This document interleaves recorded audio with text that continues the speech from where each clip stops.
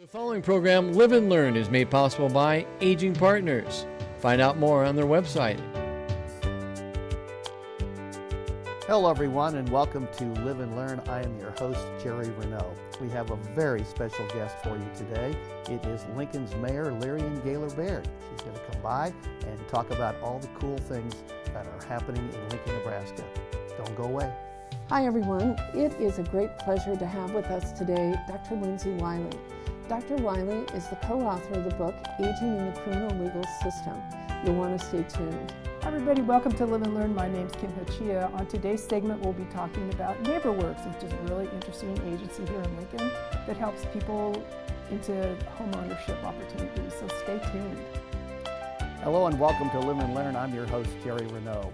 How many times have you been talking with someone and they say, gee, you know, I think I'm going to write a book, and then it never happens? Well, today we are going to interview a woman who decided to write a book, and she did write a book, and we want to tell you all about it today. Her name is Peg Kenneally. It's a fascinating story. Don't go away. This and more on today's Live and Learn. Hello, everyone, and welcome to Live and Learn. I am your host, Jerry Renault. All you have to do is drive around the city of Lincoln and see all of the fantastic things that are going on, whether it's in sports, whether it's entertainment, whether it's new projects that are going on around the city, housing and street construction. It's really a hopping place, and we wanted to talk to you about it today, and who better to talk to us about it, and that's Lincoln's Mayor, Lirian Gaylor Baird. Mayor, thank you so much for being here. We appreciate it a lot. Thanks so much for having me. And thanks for saying that street construction is a sign of progress. We'll talk about that in a minute. Actually, I do, and yet I had to take 3 different paths around just to try to get here this morning. You recently gave the State of the City address. There are a lot of really cool things in there. I hope we get a chance to talk about a lot of them. But there are some other things that I think are really interesting, at least certainly to me. You have been elected as second vice president of the U.S. Conference of Mayors, which is just so cool. Congratulations. Thank you. This sends you down the path of being president of the organization in 2027. Yes. Is that right? Okay. Yes. So you are the second Lincoln mayor to that is going to be the president of this organization. I was very lucky in my career to get to know the first one, and that was Mayor Helen Boosalis. I was just a young reporter when she became mayor, and I would come down and she'd say, come on in and sit down in my office, and she was so personable. So that was really nice. And then she worked in Bob Kerry's cabinet for a while, and I got a chance to interact with her there. I know you had a chance to meet her, and it's sort of a great honor to follow in her footsteps. It truly is. She was not only Lincoln's first woman mayor, she was the first woman president of the U.S. Conference of Mayors, and she really has blazed a trail for so many women who have been engaged in government and local politics. And I really, my first encounter with her wasn't in person. When I was nominated and accepted as a planning commissioner, a volunteer position, one of the ways we help grow the city, she wrote me a handwritten note that I got at my home. Wow. That just said, congratulations. This is 20 years. She's 20 years out of politics and local government. Congratulations on being appointed. This is the most important board in Lincoln, and you have a real chance to make a difference. I mean, she was cultivating leadership and service well past her time in office, and I think that's one of the things that makes her so inspiring is the genuine, authentic care for cultivating the leadership of others and the quality of life in our community. Yeah, Lincoln was sort of a different kind of a city at that point in time too. It's really has grown and changed, but I think that the concepts of that leadership is still valuable and still very important. Yeah, and I'm excited to have a chance to tell Lincoln's story to a national audience as she did during her tenure as president of the U.S. Conference of Mayors, and of course to try to bring back resources for cities all across the country, including Lincoln, so that the federal partners understand what we really need. Yeah. What kind of a time commitment is that? I mean, you're a busy person. Yeah. Well, my focus and priority is, of course, Lincoln, and during the year of the presidency, it's a one-year term.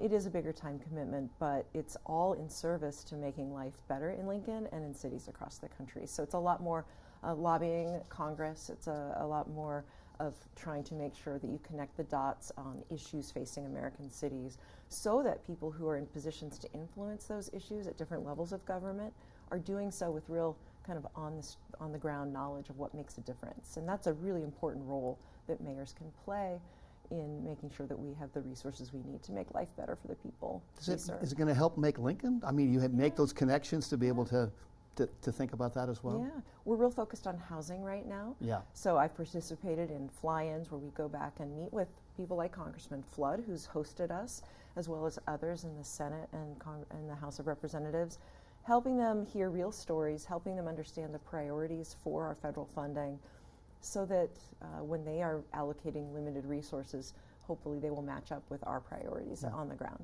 Very cool. Yeah.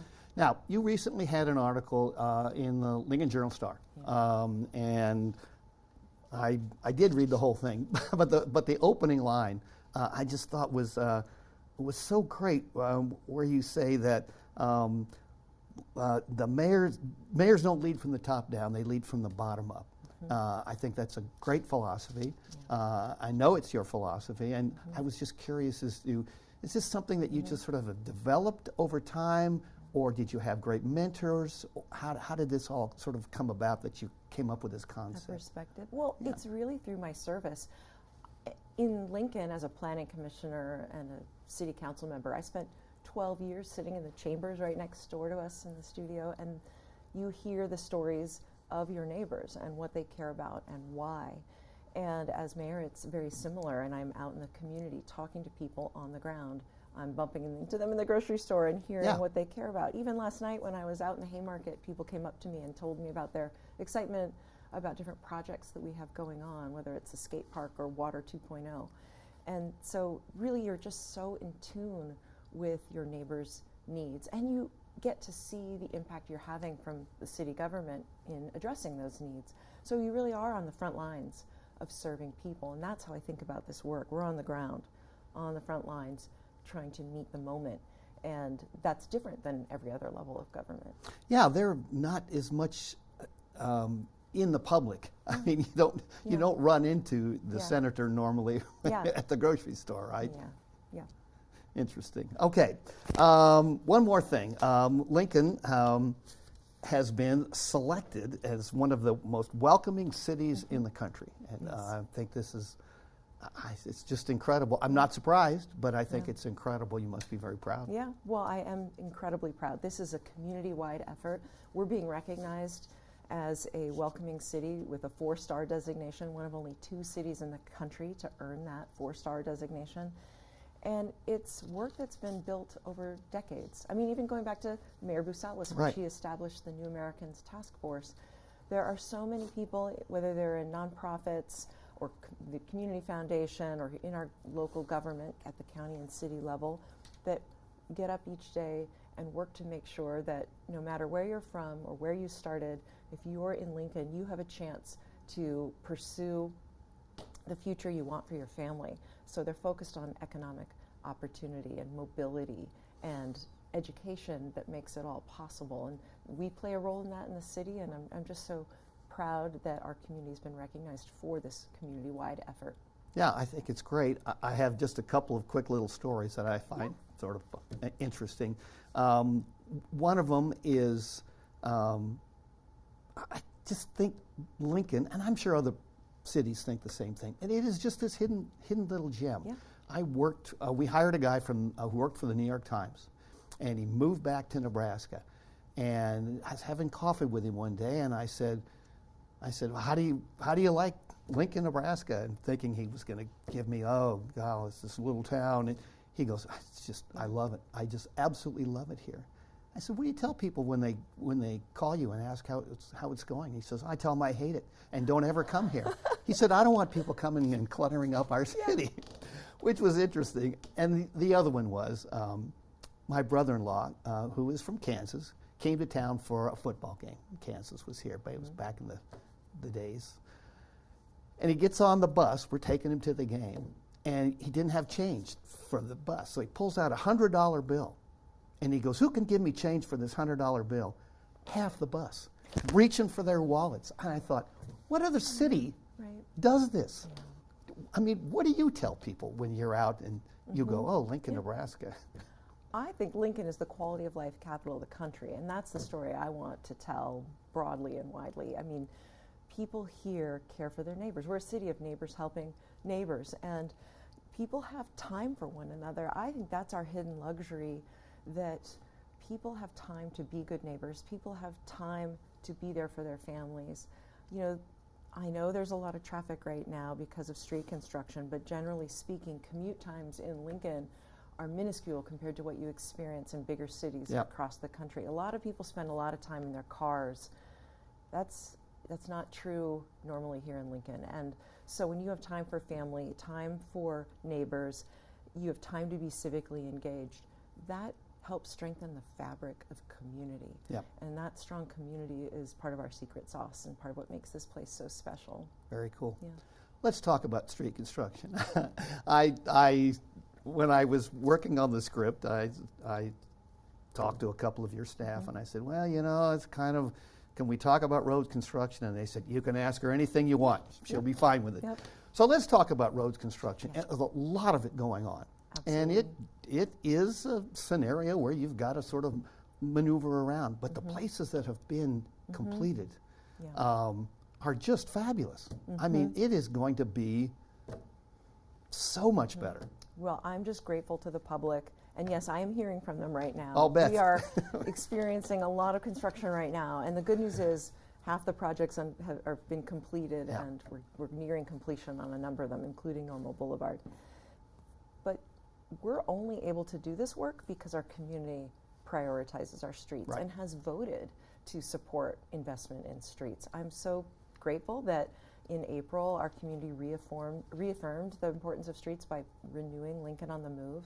Over the next 8 years, we anticipate being able to invest an additional $144 million in street improvements and street construction, thanks to the community. So, we're in the hard part when the cones are around, and it's have to be safe, give those construction crews space to do their work.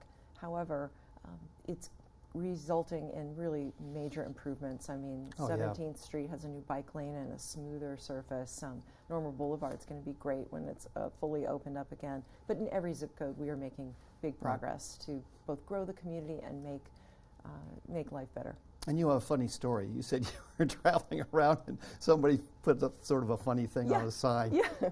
Well, I think it's a sign of both the relief people are feeling as things come to a close, and also the patience and humor with which our community has been graciously experiencing the construction. I was traveling at a busy intersection that had a left turn lane that had been closed for quite some time. And when it was done, the community on the corner flocked the yard with those signs that are all capital letters and said, look, you can turn left now. So you appreciate the sense of humor and the patience that people have had. As always, we're running short on time, but there is one more topic I do want to talk about, because I know it's something that people are talking about in the city, and that's the O Street project. Yes. And a little concern about, what's that going to do in terms of the downtown area. Give us a little update on the timeline and what the project is going to involve. Well, it's interesting. We talked about Mayor Bousalis earlier. Really, O Street hasn't had the kind of investment that we're about to put into it since Mayor Bousalis was in office. It's well past time to invest in our city's iconic Main Street. And so what we plan to do is address really aging infrastructure underground, like the water main under there that's a century old. Also the road surface itself. You don't have to spend a lot of time on O Street to see where it can use some improvement. Sidewalks and streetscape. We've got a lot of ash trees on O Street that are dying. You can notice that if you take a close look too. So we'll be phasing this work to try to get in, get the work done, and get out and move down the block. We want to be very supportive, ultimately, of businesses through this project and our residents downtown, and we'll be thinking about them throughout the project. We have a text messaging service that we have set up so that people can get real-time updates. People can go to our website, lincoln.ne.gov, and look up Project O Street and find out what's the latest that will be coming their way. I know a lot of people always concerned about downtown and parking. Is there work going to be done to sort of make that a little easier? Yeah, we are going to provide parking spots in garages. We'll try to assist all the businesses in making sure that with education and signage and of course parking that they are open for business and encouraging people to continue to patronize our businesses on O Street. And we're going to try and get the work done as sufficiently as possible.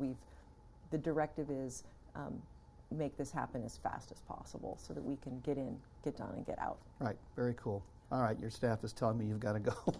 So thank you so much for taking some time to come down and talk to us. We really appreciate it and keeping us informed about what's going on in the city of Lincoln. Thank you so much, Jerry. It's a pleasure. And thanks to all of you for tuning in. I am your host, Jerry Renaud. Make sure you stay safe, stay healthy, and remember, it's never too late to live and learn. My kid has been asking for this hot new gaming thing, and I was like, okay, he had a birthday coming up anyway. So I finally find the video game online, in stock. Thing is, it was from this shoddy website full of typos. That's when I remembered a tip I got from the AARP Fraud Watch Network. Bogus website? This is a shopping scam. Got us matching t-shirts instead. Recognize fraud sooner, He loves his. so your money lives longer. The younger you are, the more you need AARP. Hi everyone, welcome to Live and Learn. I'm Julie Masters, and it is truly a delight to have with us today Dr. Lindsay Wiley. Dr. Wiley is the co-author of the book, Aging in the Criminal Legal System. She, along with Dr. Eve Brank, have put together a fascinating discussion about aging and the criminal legal system. So with that said, Dr. Wiley, welcome. Thank you. So glad to be here. Well, it is truly, truly a pleasure. So before I make the mistake of going right into calling you Lindsay, may I call you Lindsay? Yes, please do. Very good. Well, Lindsay, thank you so much. Lindsay, you have just this impressive resume, and for the years that I've known you, I just marvel at your background and your expertise. For our viewers, though, could you share with them a little bit about your history and how you got here? Yeah. Well, I'm originally from Florida, so a little different than Nebraska, but I knew I always wanted to be a scientist. I never knew there was different kind of science, the social sciences, where we can study human behavior. So I got my undergraduate degree at the University of Florida in psychology. Wow. I moved to New York City after that, where I focused on forensic psychology, but really learned there that my path was to do research and work with data. So I came here to the University of Nebraska-Lincoln for the dual law and psychology PhD law degree program. Wow, what a path to get you to Nebraska. And Nebraska's pretty lucky, I would think, to have you here, so thank you.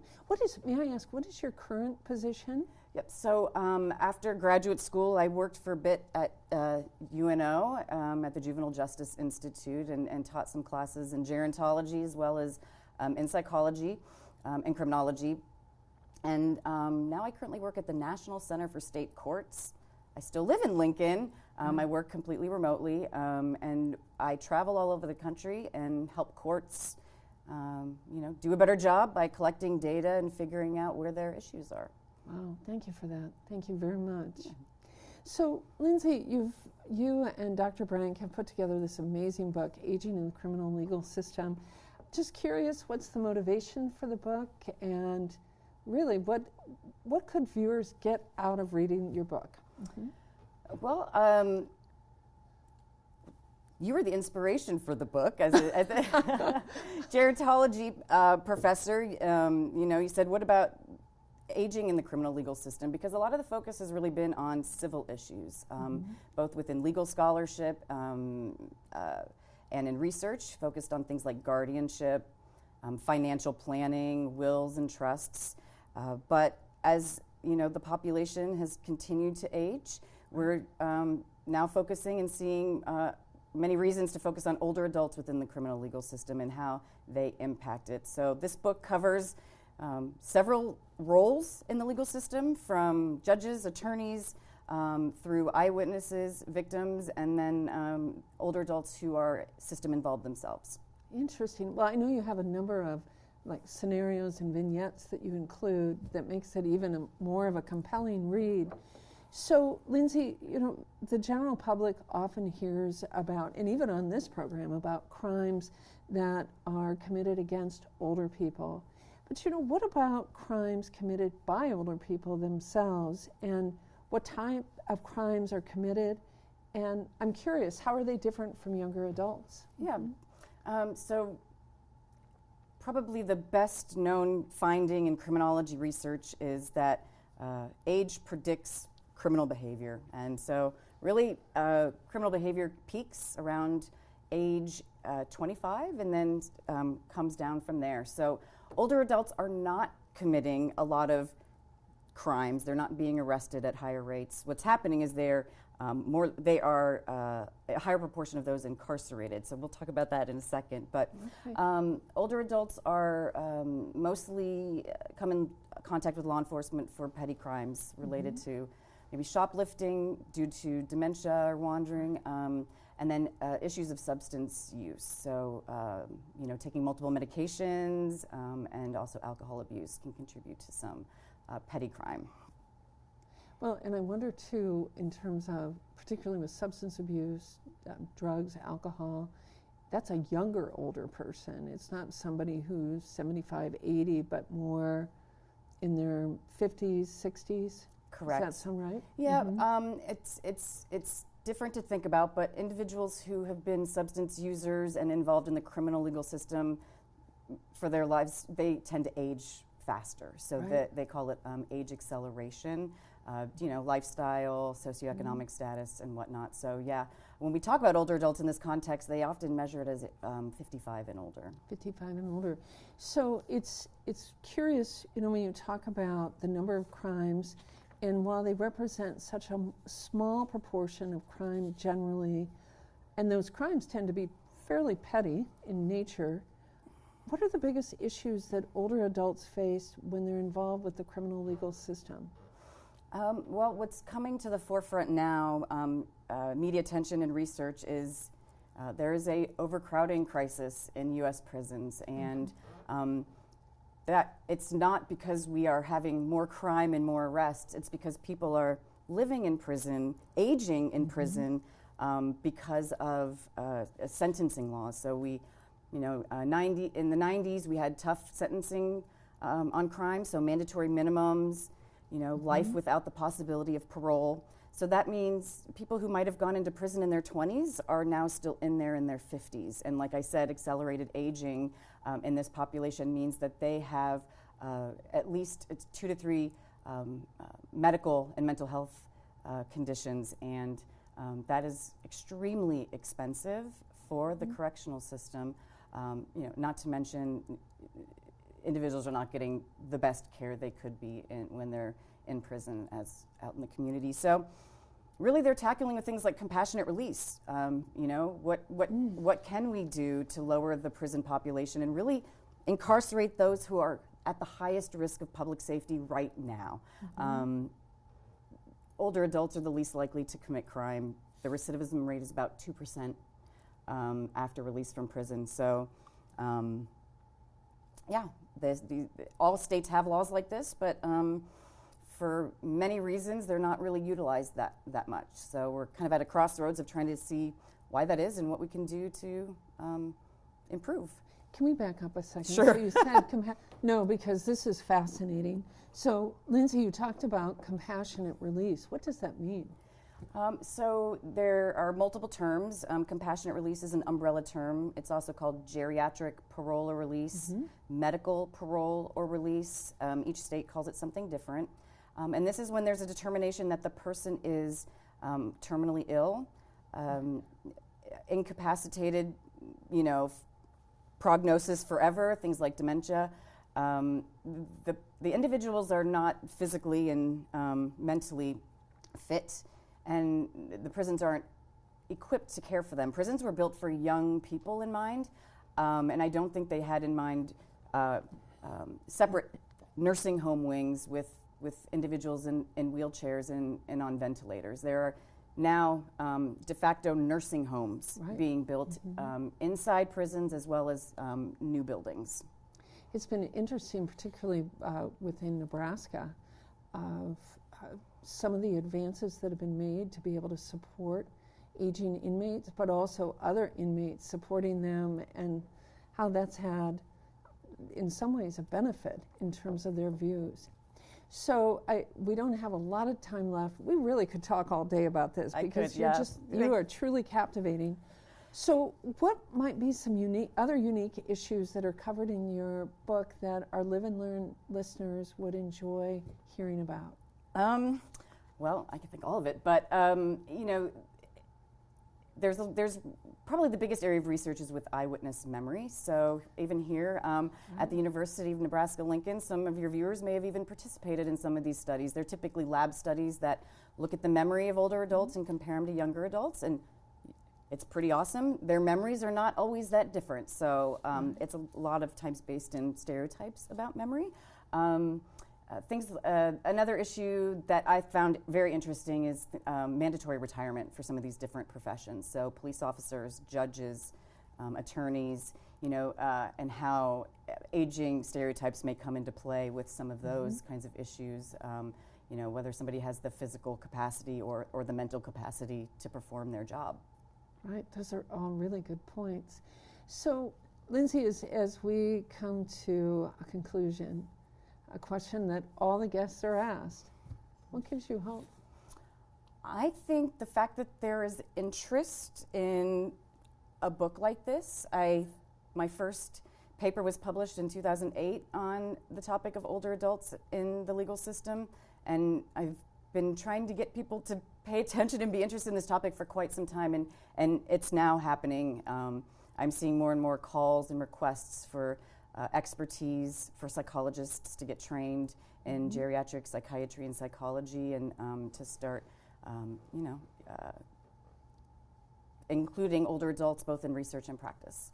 So a compliment to you. I think when you said about the inspiration of the book, you really are the inspiration because you're the visionary, and given your background, your education, you could see the bigger picture. And so grateful that you would share your time with us, share the book with the Live and Learn viewers, and just grateful for you, Lindsay Wiley.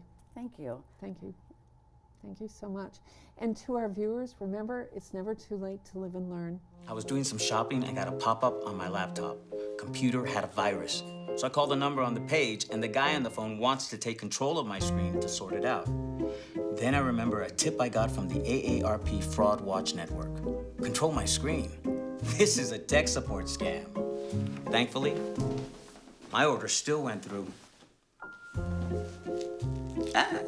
Recognize fraud sooner so your money lives longer. The younger you are, the more you need AARP. Hi everybody, welcome to Live and Learn. My name's Kim Hachia. I'm super excited today to, first of all, say thank you to our friends at Aging Partners and LNK-TV, because they do such a great job in producing the show, and we just couldn't do it without them. It's wonderful to work with such professional people. I'm really excited today because my guest is kind of a new friend. His name's Brent Lukey, and he works with NeighborWorks. And his job is community builder, which if you talk to him for 5 minutes, you understand why that's the perfect description of what he does. NeighborWorks has a really long history in Lincoln, and Brent and I are going to talk today about what they do and why it's an important organization. So Brent, welcome to the show. Yeah, great. Thanks. Happy to be here. Yeah, thanks. So really briefly describe what NeighborWorks is and what its goal is for Lincoln. Yeah, so NeighborWorks Lincoln is a community housing development organization. We've been in town since 1987.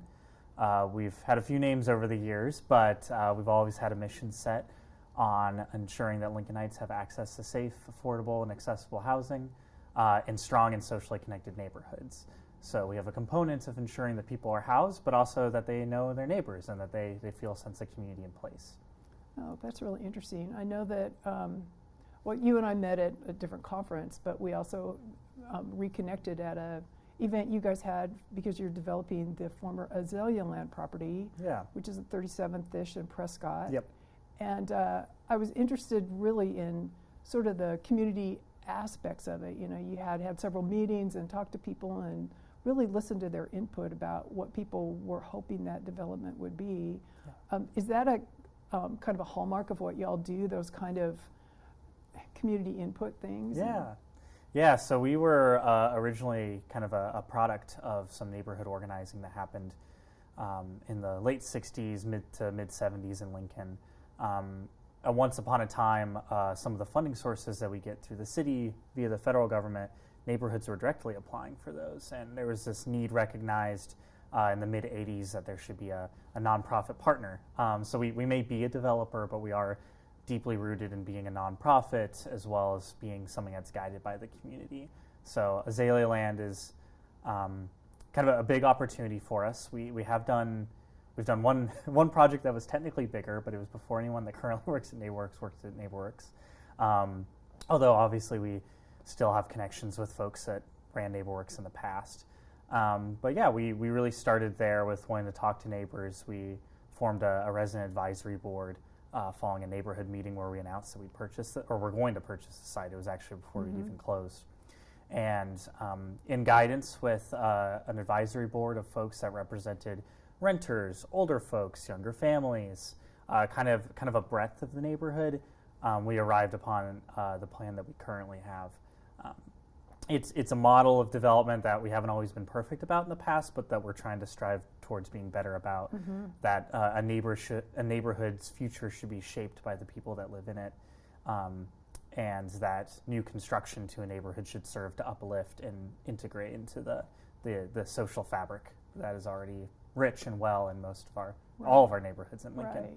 And so you work pretty much in most neighborhoods. It's not just like you target certain areas of town, but I know that a lot of your work is sort of redevelopment of maybe empty lots or dilapidated sort of places. So is it mostly new build, rehab, single family, multifamily, big projects, Is it all of that? It's kind of all, a piece of all. So our bread and butter in our history was home rehabilitations, which we do still serve to assist new homeowners in doing. So folks that go through our first-time home buyer program, they get a budget. I won't say the exact number because I don't remember it off the top of my head, but over $10,000 and a rehab manager to help assist them in fixing up a place. But increasingly over the years, we've become more of an infill developer. So most of our projects are, a home is beyond the point of being saved, or maybe there's a lot that's empty because there was a fire or something decades ago. Or occasionally, some lots in Lincoln were maybe oversized when they were first platted, and folks that have them are like, I don't really want to, mow this acre. I'd rather mow half an acre. Would you guys like to? So we do a lot of infill development, but we are looking towards opportunities for more larger projects as we kind of do our part to try to address the housing crisis that as a city we've identified we have. So Azalea Land's a piece of that. 46 and Pioneers is one that's hopefully a month or so from wrapping up. Oh, really? Yeah. I mean, I've noticed that it used to be just sort of a garden area, and now it's become, I don't know how many 12 duplexes are there, but yeah, 12 really nice. 12 row homes, and Community Crops is a kind of a longtime partner of us. So they kind of realized that space wasn't working out great for their setup, so we helped them locate that garden to a library nearby, and that opened up the opportunity for that site. Yeah, it is interesting to me that so the idea of more dense housing. I know that's kind of different for Lincoln, although we've started to see so many of those big giant apartment complexes and stuff going up. Right. Yeah, and what we do is we try to build places that have front porches and feel the term that's often used is gentle density. We try to create a greater mix of housing options in a neighborhood and entry points into homeownership for folks that in the traditional market are maybe underserved or unable to achieve homeownership, but with an eye towards ensuring that we're lifting up the fabric that exists in a neighborhood and not having anything in too sharp of contrast. Right. Let's go back and talk about helping people enter the realm of home ownership. I know that you have some educational opportunities and programs, which I found really interesting. And when I was a first-time home buyer, that might have been helpful for me. It will be for me when I go to buy. So we have our, what most people know us for in Lincoln is our first-time home buyer program. So we have, anyone can take the classes, so you don't have to qualify for a down payment assistance to take the courses. You can go on our site, apply to take the class. and it's 3 night classes for like an hour or two. Don't quote me on the time if it's longer than I just said. But it goes through, how do you make sure that you're home finance ready? How do you shop between different mortgages? How do you get yourself in a position that you know that you've budgeted? And then we have another class that kind of goes through how you work with lenders, how you look at different pricing options. And then we have a third class that's really focused on, picking a home and what all that entails, particularly for a home that needs some work. How do you identify what is manageable within your budget and what might be better for somebody else to take I think on. too many people think home buying is going to be like House Hunters on HGTV, and you're just going to look at 3 houses and then you're just going to pick one. But and everybody gets all stuck on the granite in the kitchen when you really should be worried about the age of that HVAC system and when was that roof last worked on and blah blah blah. So. Yeah, all of that, all of those things that you don't think about in your house until they're broken.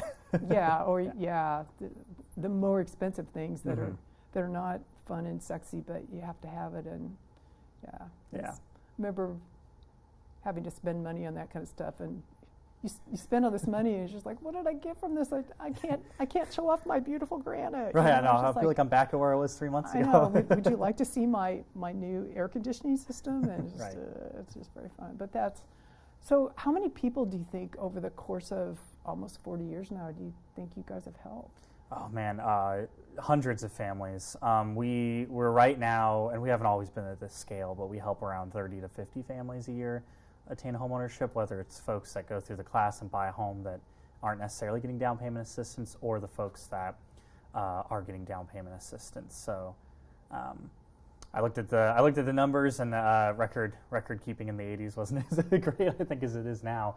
But we're close to about 1,000 families.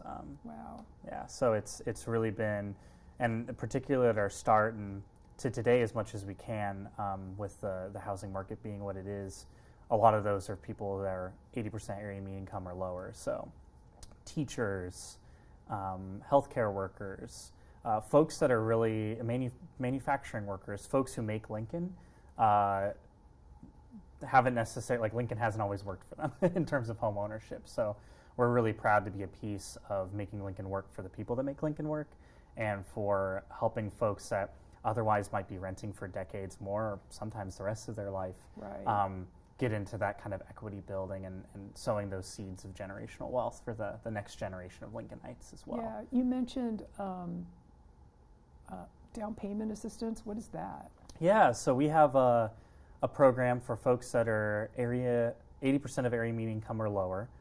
So around about $79,000 for a household of one, and it's not a linear scale for the size of the household. We provide up to $50,000 of down payment assistance, depending on where you live in Lincoln. So a lot of that's driven by kind of federal designation of qualified census tracts, and complicated process I won't get too deep into, but most folks that go through our program get, tens of thousands of dollars of down payment assistance. Periodically, we also have support for folks who are 100% area median income or less. So it is a process that unfortunately isn't I can't be like, okay, today we can give you this much. But our home buyer team is really diligent in making sure that people are set up for success, and that we're giving them as much assistance as we can, particularly as we serve. Lincoln is a very diverse city of people of many backgrounds. Some are new to America, some are from minority populations, haven't had the opportunity to build generational wealth like my family has. Trying to make sure that the dream of home ownership is achievable for every Lincolnite is really our North Star. So. Yeah. When I looked at your website, I was impressed by how many projects that you guys have done and are working on now. Yeah. And just the breadth of the partnerships. I mean, I know your partnership with the city is really important, but also just local builders and contractors and architects and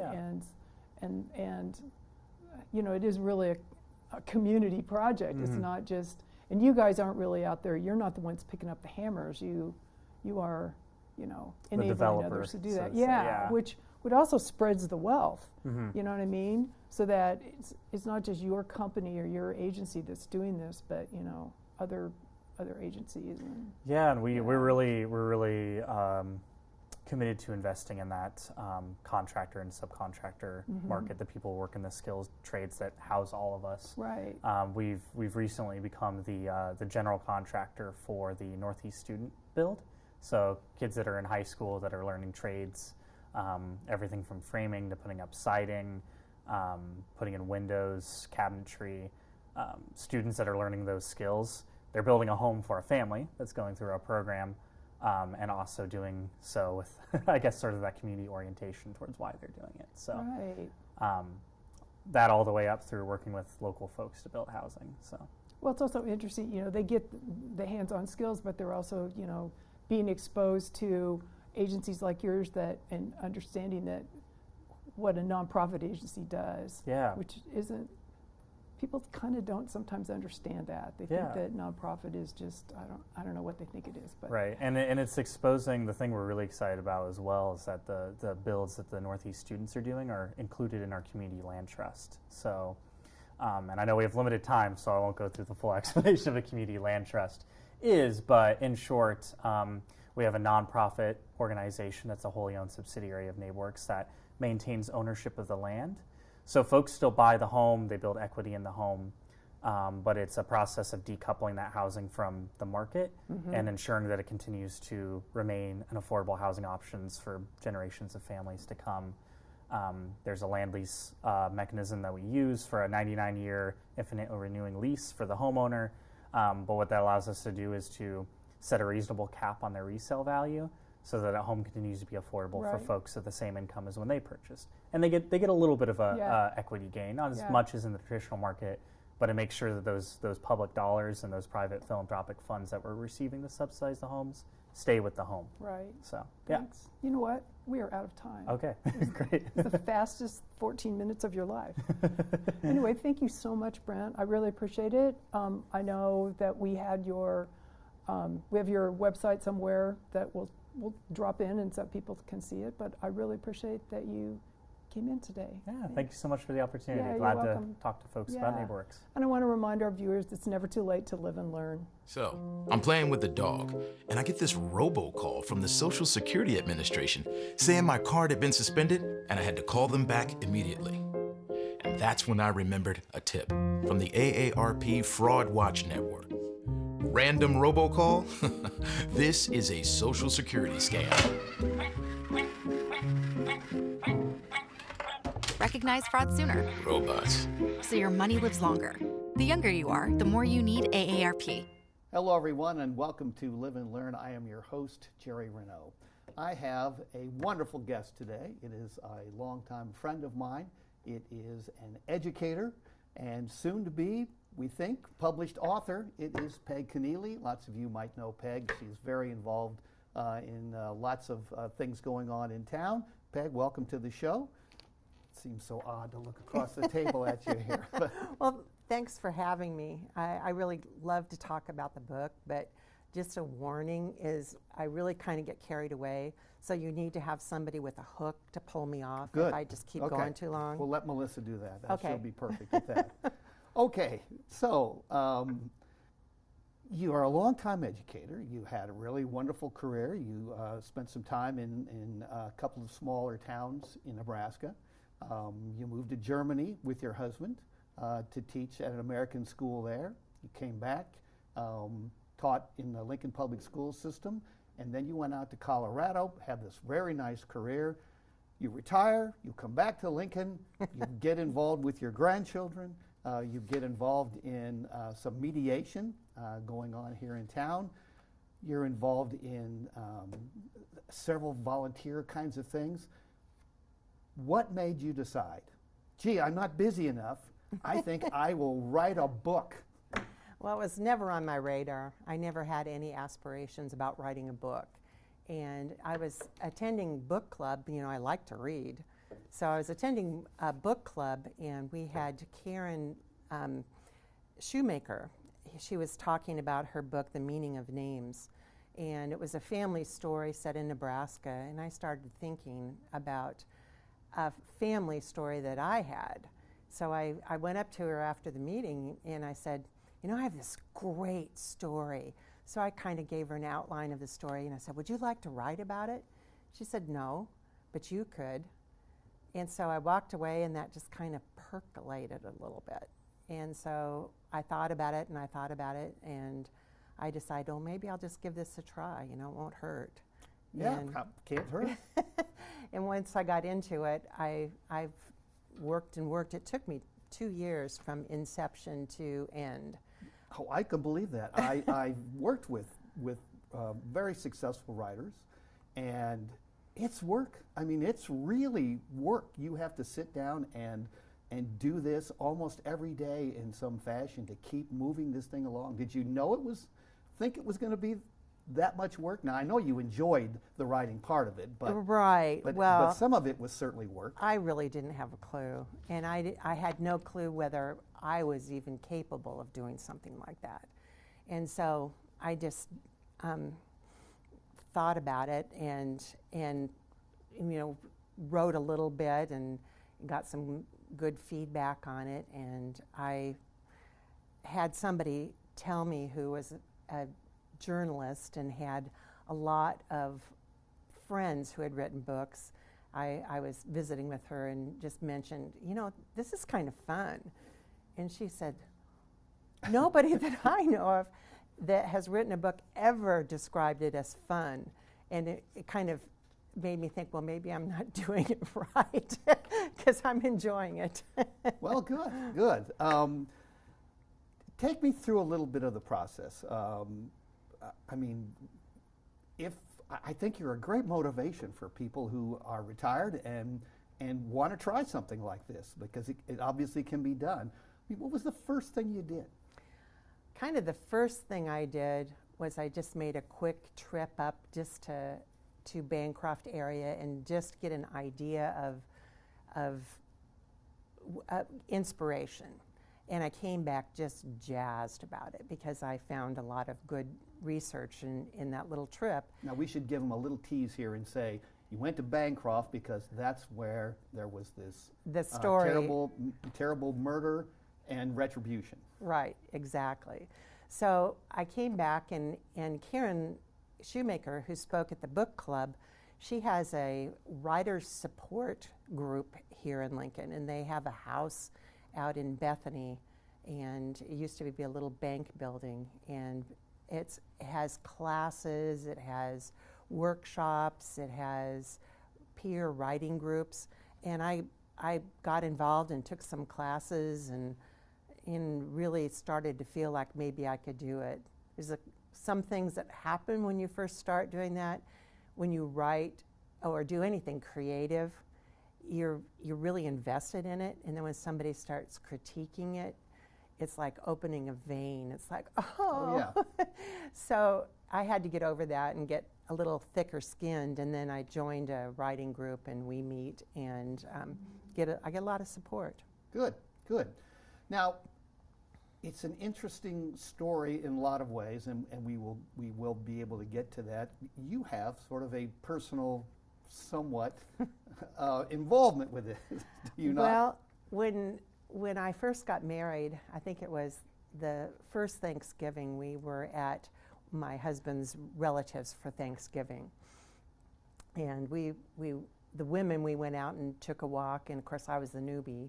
So they were talking to me, and they started talking about this hanging and this lynching in Bancroft, and that people in the family had been involved in it.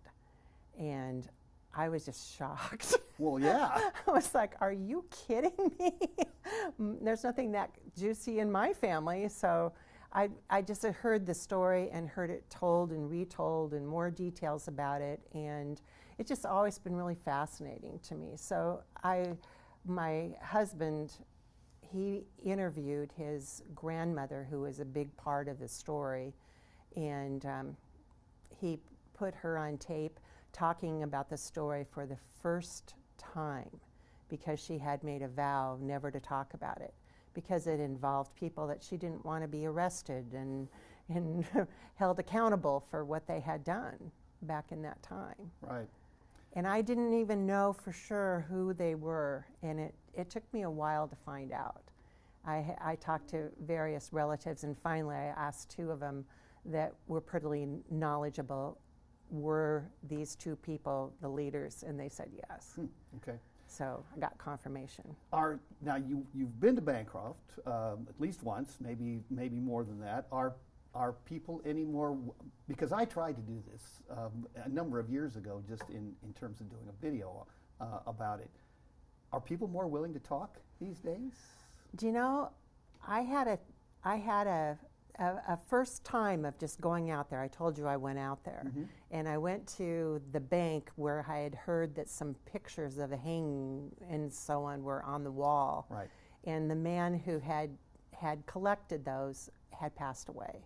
So I was like, now what do I do? So, but somebody said, well, his daughter is right over there, and she worked in the bank. Oh, so I nice. talked to her, and she said, well, my husband has the pictures over in his insurance agency down the street. And she said, he's not there right now. You can go down and look at him. And so I went down to the insurance agency, and then I took pictures of the pictures that he had. And then I saw a file laying down below them on a table. And it said Higgins, which is the name of the murderer. Right. And so I said, is this something that I could look at? Is this a file of information? And the secretary said, well, I'm not real sure, go ahead. So I opened it up, and it was all this first accounts. It was the notes from the interrogations of people, and the notes of the autopsy, and the notes of the first inquest they held, and then there was just more and more and more. And he had received all these archived stuff that I later found out no longer exist. Oh my. They've been tossed. Nice. Nobody knows where they are. So I got the first-hand stuff. And so that was like a treasure trove. And then we went from place to place. And I went to look at the land records where the farms were and so on that this event happened on. And there's a couple working over here. So there was a couple there. And then I went to the sheriff's office on the reservation, and one of the sheriff's deputies was a Keneally. So I kept on running into family members all over the place, and people were really pretty good about it. Oh, good. I returned later to Bancroft again, and I held an open meeting. And some family people came, and I put some flyers out. And I went to put the flyers out, and I found these two ladies that were waiting in the community center where I was going to put it up for the funeral people to come. Oh, you're writing a book. What's it about? And I said, well, it's about the Koppel murders. And they went, oh, no. And I said, why are you so upset about that? And they said, well, we don't want to be known as a town where a lynching took place. Right, yeah, I can understand that. And it's just really something we don't like to talk about. Right, but it is such a great story. Give us a little thumbnail of what the story is. Well, it was something that I kind of learned more about as I did this research, but this murder took place on the Omaha Reservation, which actually starts about a half-mile outside of Bancroft and then goes way far north through most of Thurston County. And the land was being rented out to farmers, and they had divided all the land. I think they were one of the very few Indian tribes that did this, is they gave every member of the tribe a parcel of land. Yep. And they were renting it, and some sold it. And whites took advantage of that and got land from the reservation. And it still exists that way. So there's parcels of Indian land and so on. Yep. So this farm was being rented on the reservation. The couple had 7 children. They were Koppels, and they were Brian's great-grandfather's brother and wife that were the couple farming. And the hired hand was drinking during the day and got upset, and apparently was trying to sneak into the children's bedroom where the 13-year-old daughter was. Right. And the couple came to and shouted at him, told him to get out. So he grabbed the gun on his way out. Koppel followed him out. The Higgins shot him. And then his wife was up and with all the noise, and she went out to find what was happening and started to scream, and she was murdered as well. Yep. It was pretty brutal murder. Yes, that's. We won't go into too many Yeah, of the, no, of the I don't- graphic I- details. I won't. But what makes it interesting? Let's jump ahead because we're going to run out of time. Yeah. Obviously, to the lynching that took place. How did that come about? Well, there was an immediate response from the family and a lot of the farmers up in the area. I mean, everybody expected a lynching to happen, and they decided they were going to do it, and they did a very, very complex and military organized attempt to lynch him when he was coming through on the train. And so they had teams of people, they had disguises that they wore. They had, it was very militarily planned. And they guarded they took him out to a bridge. You have to see the area to know there weren't any, at that time, any trees at all that were mature enough to hang somebody from. So they hung him from a bridge outside of town. And they put part of their group guarded the road so that nobody could get close enough to see who did it. Right. It's a fascinating story. I also think that you are taking a very interesting approach in terms of the writing, because you are taking it from all different kinds of people's perspectives. Right. And when I read books, that's one of the things that I have really enjoyed some authors doing, is writing chapters from different perspectives. And so I wrote this from the characters that were there at the time, narrating what they did. They're saying it in the past, and this is what I saw, this is what I did. And I think I have about 17 different narrators in it. Okay. And I did that because the reason that I was attracted to the story was that the great-grandfather, who was such a kind man and would give the shirt off his back, was the leader of the lynch mob. Oh my. Well, it's a fascinating story. Yeah. I know you're now in the process of looking for a publisher, so we'll be anxious to see what happens with that. Best of luck with it. It's a wonderful story. I hope I actually get it published, but Oh, we'll figure something out. I'm sure you will. Anyway, thanks for stopping by today. I know you have a busy schedule, and I just I'm think retired. It's a great motive. Yes, you're retired and writing a book and doing all kinds of things. It's a wonderful motivation, I think, and encouragement for people who are retired to know that they can do some really interesting, creative things. Yeah, and I would encourage that. You just have to toughen up and get a thicker skin, and not take things personally if they don't go exactly as you want them to, because you can have fun. Right. Peg, thanks so much. Yeah, thank you. And thanks to all of you for tuning in. I'm your host, Jerry Renaud. Stay safe, stay healthy, and remember, it's never too late to live and learn.